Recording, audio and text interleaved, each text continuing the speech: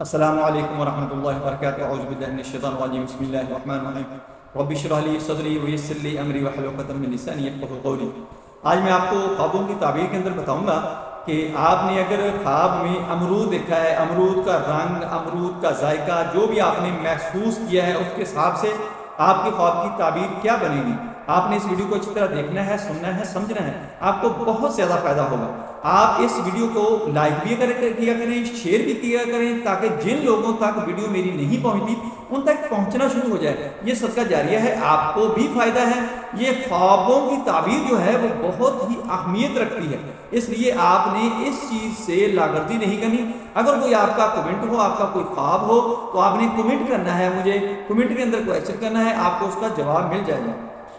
حضرت ابن سیرین رحمۃ اللہ تعالی علیہ نے فرمایا ہے کہ امرود کا اپنے وقت پر کھانا کہ سبز اور شیریں ہے، دلیل ہے کہ مال حلال پائے گا، اور اگر امرود زرد ہے تو بیمار ہوگا۔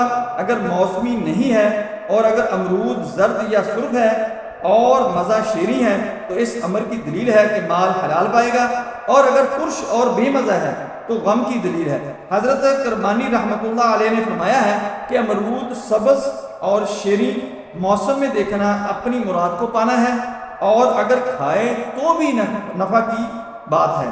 حضرت جعفر صادق رضی اللہ تعالیٰ عنہ نے فرمایا ہے کہ خواب میں امرود کا کھانا 5 وجہ پر ہے۔ اول مال حلال، دوم تونگری، سوم عورت، چہارم مراد کا پانا، پنجم نفع، اور اگر دیکھے کہ بادشاہ امرود کھاتا ہے تو دلیل ہے کہ جس قدر کھایا ہے اس کے مطابق کسی بزرگ مرد سے نفع پائے گا۔ بادشاہ کو اگر آپ دیکھ رہے ہیں خواب کے اندر کہ وہ امرود کھا رہا ہے تو آپ کو اتنا ہی فائدہ ہوگا جتنے آپ نے امرود دیکھے ہیں، یا جتنے امرود اس میں بادشاہ نے کھائے ہیں، تو آپ کو بھی کسی اچھے مرد سے، بزرگ مرد سے اتنا ہی فیض، اتنا ہی فائدہ، اتنا ہی منافع ملے گا جتنے امرودوں کی کوانٹٹی ہوگی، تعداد ہوگی، مقدار ہوگی۔ السلام علیکم ورحمۃ اللہ وبرکاتہ۔